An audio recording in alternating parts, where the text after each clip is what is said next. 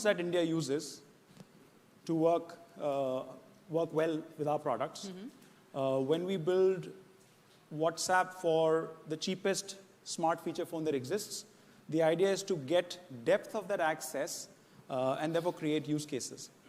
I think the other dimension, interestingly, is also what we can do more directly to build the infrastructure. And many will be aware of our work on Express Wi-Fi. For example, in markets like Northeast, where the digital expansion continues to be a very significant agenda, we are working with small entrepreneurs, retailers, and backbone providers to provide internet in pocket-sized currencies. So both access and depth of access is an agenda. Let me flip it. If you look at businesses today, so there is 5 to 6 million, 50 to 60 million businesses in the country. You'd hear that, hey, listen, only 15 million of them are digitally active. So let's say 30%. If you flip the question and say, how many of them do we think have a WhatsApp account? How many small businesses in India, wherever they may be, meaning expect the person to have a phone and a smartphone, what's the chance that he has a WhatsApp account? The idea is to take internet to them rather than say they will come to the internet. And therefore, when we build an app, which is WhatsApp for Business today, which lets you do the most basic CRM, the app is now live, and as every small business should try it, that is the point of taking internet to folks with use cases that matter. And you not wait for them to come into the internet. Yeah. So that's our play. Okay. I think a lot of folks in the audience would like you to give us some examples. And you talked about doing social good. So I just want to go back to what our IT minister, Mr. Ravi Shankar Prasad, said. I think it was just 2 days ago. And he said that India can see a 5-fold increase in economic value from digital transformation by 2025. How big a role do you think Facebook can play in this sort of economic value that we're talking about, and also nation building? Yes. How much do you think the onus is on folks like you? Yeah. We are privileged. Like I said, when more than 300 million people wake up to our apps, the impact can be tremendous.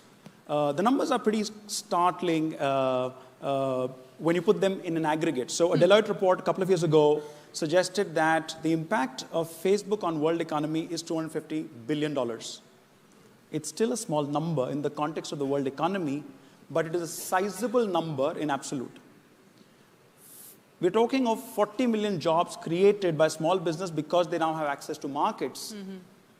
These are the global stats. Let's come to India. We're talking of 6 million businesses live on Facebook today. We are the internet for small business because creating a page, and all of you have seen those pages, many of you have businesses that hold those pages, costs nothing and is the easiest thing you will do on any given day. So our agenda first up is taking this economic growth possibility to the country. When we talk to these 6 million folks, and this is a Morning Consult survey, 75 to 80% will tell us that they got new customers because of this. More than half will tell us they added a job or two. Give us some real life examples. So I'll give you an example. Yeah. Very, very privileged that, in fact, right now as we speak, in the Disrupt session, there's an entrepreneur talking about a business called Desi Hangover. It's a real example. It's happening live. After you go out of this, go to the Disrupt session. What is Desi Hangover? Desi Hangover says Indian craftsmen produce as good a product as any, and all that is missing, therefore, is marketing and supply chain, which means it's only the product without everything a business needs. They have built a business virtually entirely with our help and our tools. Now, that's a story, and that's happening right here. Millions of stories like this. The point, therefore, being that when you create access, when you create tooling, when you create markets, business moves. And so I think that's a great story, and you should meet the gentleman at lunch and see where that's headed. Let's talk about some of the challenges. And again, I'm sort of going to go back to something that I just read. So turns out India is the second fastest digital adopter amongst world economies. Turns out the fastest is Indonesia.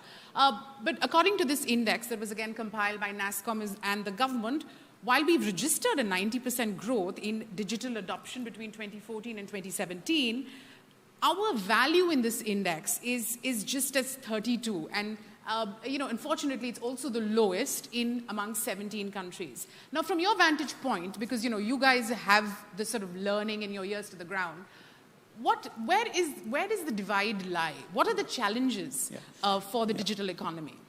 I think all data is good data, and it's how you look at the data. So yeah, we are X number anytime. Just plot a growth trajectory of how India internet is moving, and 2 years later, these numbers look different, right? We continue to be optimistic because of tremendous work happening on all the three dimensions. One of infrastructure, both private and government. Second of the whole government agenda around Digital India. And third, with partners like us to build on top of that and create services. So I think it's a WIP play, and it's moving at a very fast pace, and all of us are seeing that around us. I think the interesting piece further to that is when people come on, what are the utilities on offer? So let me make the point. One of the largest reasons why businesses are on Facebook is the reason why we are on Facebook, which is communities. Let me illustrate that. One of the largest problems in this country, which is a demand-supply problem and not actually a resource problem, is blood donation. We went out and put out a product which today allows you to register yourself with a blood donation, with your blood group, and allows folks to access it, and therefore in real time you can get a ping in your location. Now what does that mean? 35 million people in the world have registered on this. And when we launched it, within the first year, 6 million Indians are on that. It's the world's largest blood donation registry. Now, what just happened? We're talking of building the internet, but I think the important thing along with that is building the use cases. As we build these communities, there's an illustration of a non-business case. The business case is much easier, which is people come together to solve problems, and that creates, therefore, a positive ripple effect on why should I be on the internet as the backbone builds. That's one axis. The other axis, of course, what can we do apart from putting our products and the infrastructure out? And that is about training, which is, as we will know, a lot of small business in India, when you talk of 50 to 60 million small businesses, overall nuance on whether it's taxation, whether it's working capital support, or whether it's digital education are real barriers. Any piece of data tells us that. So what can we do about it? We have run programs that have served today more than 1 million folks. And in the next couple of years, our plan is to put 5 million more such pieces of communication and training that move 5 million entrepreneurs forward, 50 partners, 29 states. Which means India is an economy that you won't run because you've got a nice connection. It will move as we go deep into the country and move folks with the tools, because the promise is that 200 billion globally are more than a fair share that India will deserve, because we are going to be the largest internet market in the world. Okay. Since we're talking about empowerment through, the social media, how can I not sort of talk about what we've seen lately, and which is women challenging the status quo through movements like Me Too? What is Facebook's plan when it comes to sort of trying to bring more women entrepreneurs on board? I mean, are there readily available tools and resources for anybody in this room that, sort of wants to know? Yeah. I think if we go back all the way when internet first turned up, and then we figured that we can find communities, we can connect with the world, take that example to every socio-economic class that's a step behind on any dimension. Now, it's a fact that there are significant gender issues in women being able to access work or business. The contra to that is the space of social offers you the best way to be where you are and yet access education, markets, and inspiration. Let me give you a story. Pabi Ben is a local artisan deep in Rajasthan. Markets her products entirely on Facebook, has 60 women working with her, and she has not a high school education. And you can go to Pabi Ben's Facebook page or pabiben.com today to see this inspirational story. What are we talking about? We're talking about a person who did not have to go to another city and ask somebody's permission, can I go there, dear husband or dear dad? We're talking about access to markets, which there was no formal education for. How do you assess market?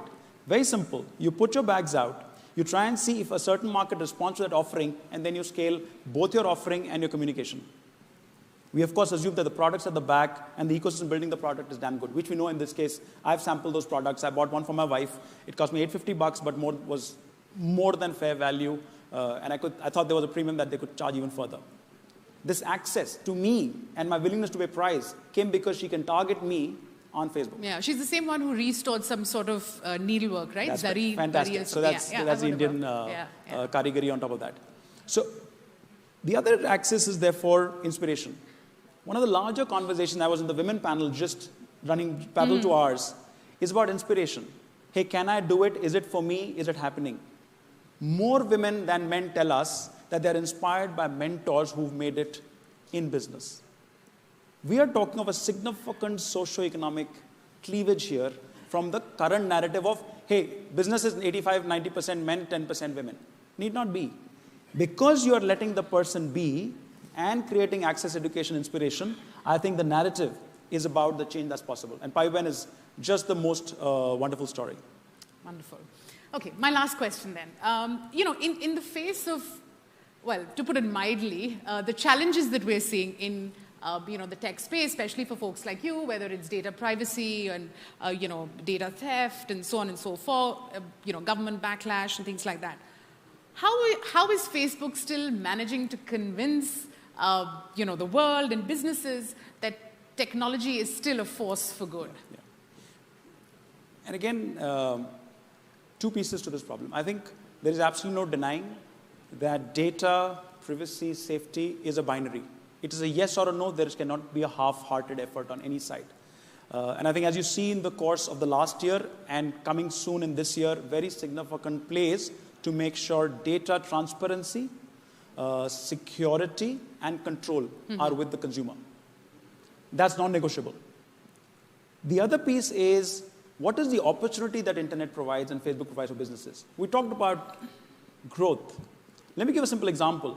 The biggest thing the internet has done is created entrepreneurs who don't have to break the bank to start an ad campaign.